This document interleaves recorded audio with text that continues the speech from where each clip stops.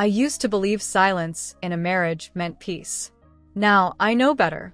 Silence can be louder than shouting. It echoes through empty rooms and hangs like fog between two people who no longer see each other. My name is Emily Carson, and I live in a beautiful house with granite countertops, polished floors, and a husband I barely recognize anymore.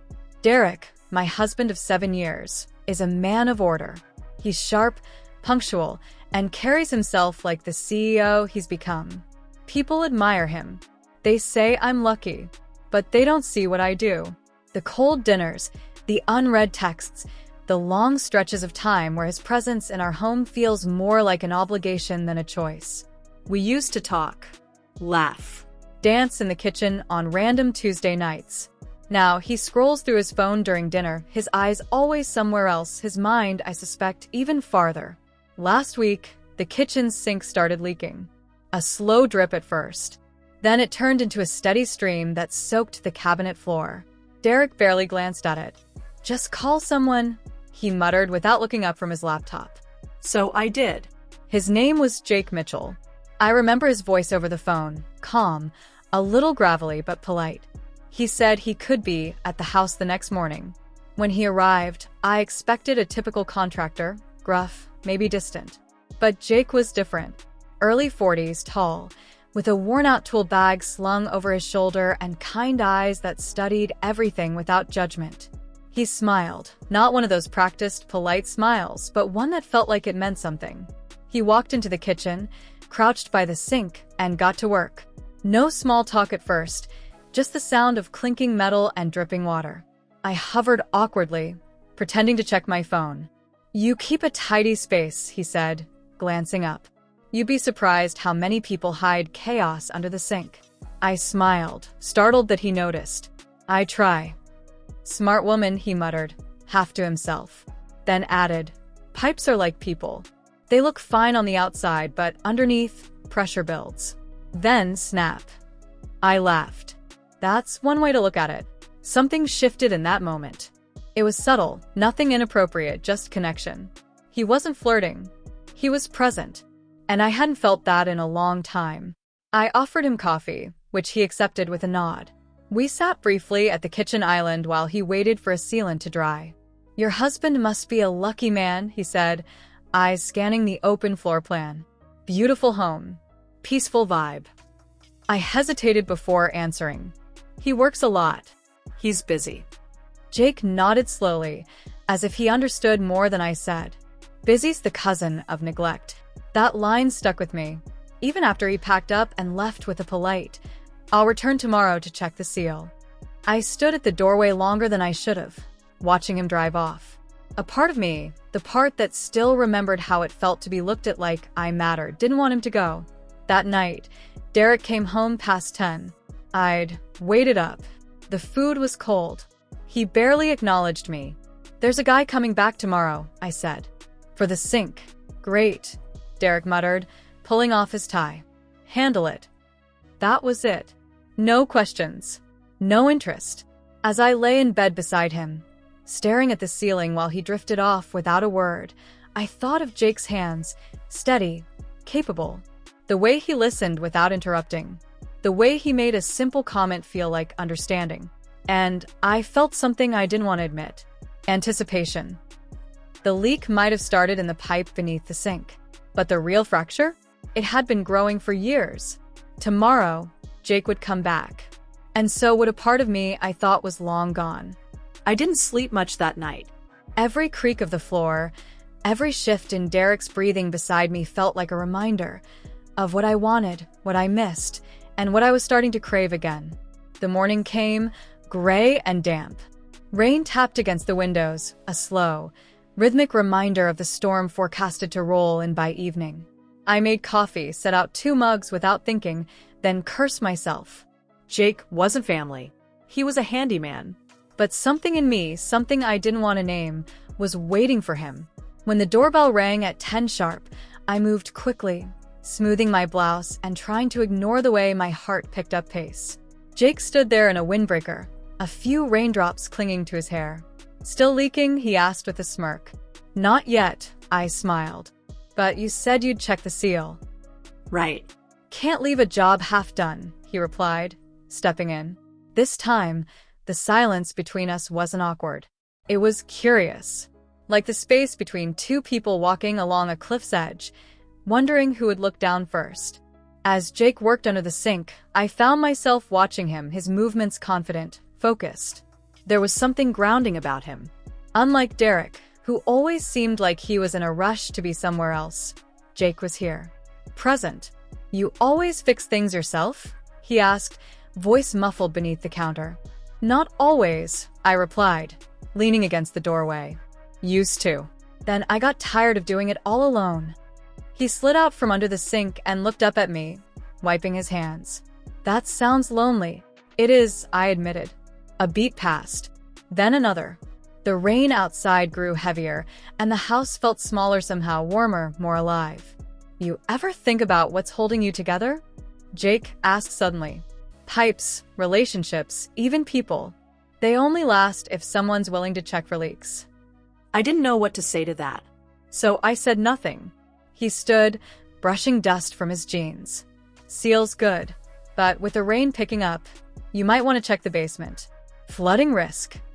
I hesitated. Can you help me look?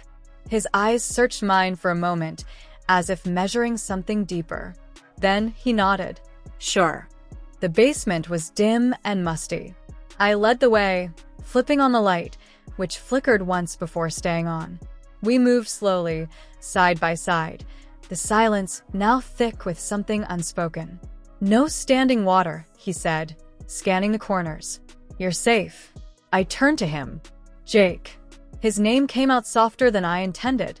He looked at me, really looked like I was more than just a client. More than just a woman with a broken sink and a broken marriage. I'm sorry, I whispered, unsure of what for. You don't have to be, he said gently. For a moment, I didn't feel invisible. I didn't feel small. I felt wanted. He reached up, brushing a loose strand of hair behind my ear.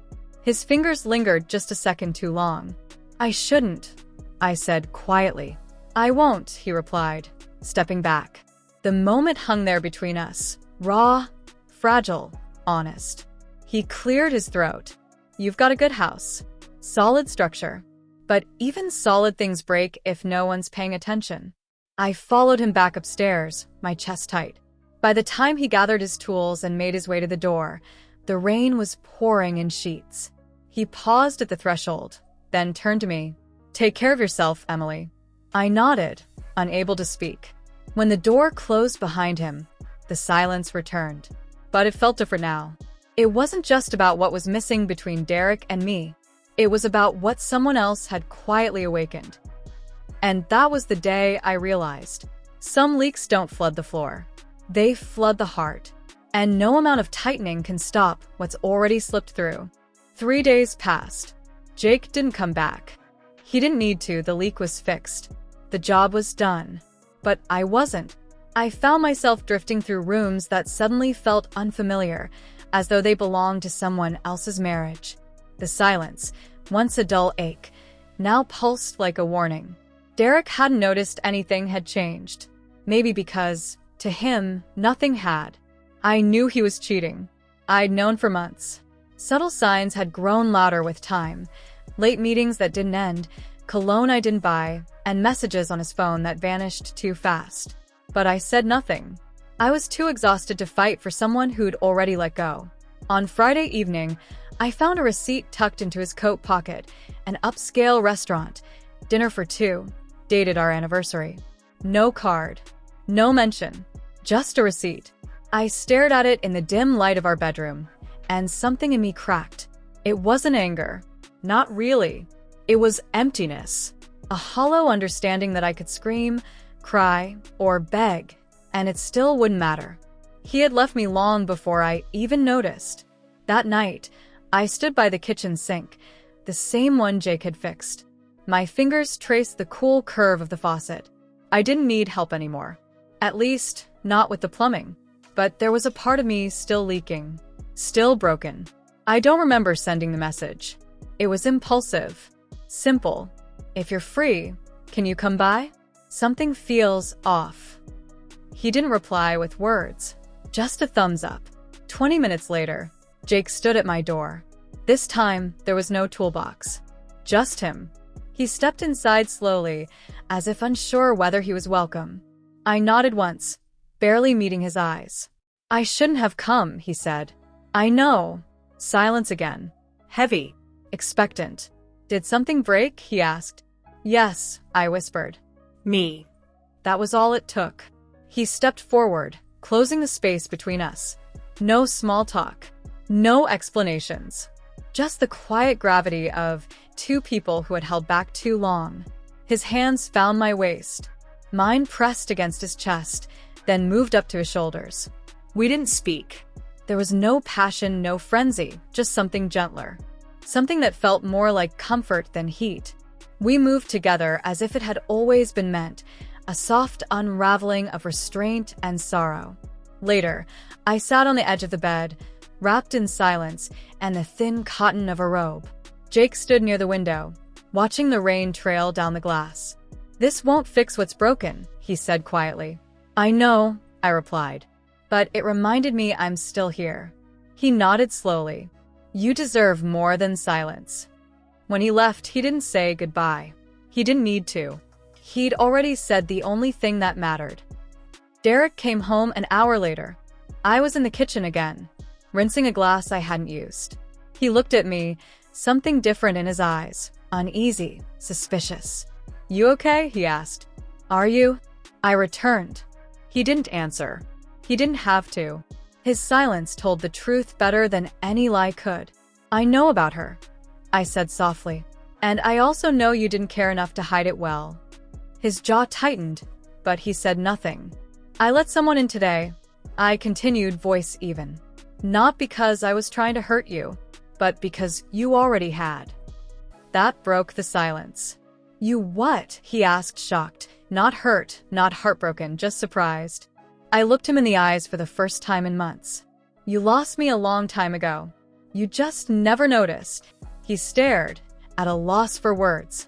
But I had nothing left to explain. I turned and walked upstairs, leaving him in the same kitchen where the first crack had appeared. And behind me, the quiet finally meant something else. Freedom. Because sometimes, the man who comes to fix the leak doesn't just patch the pipe.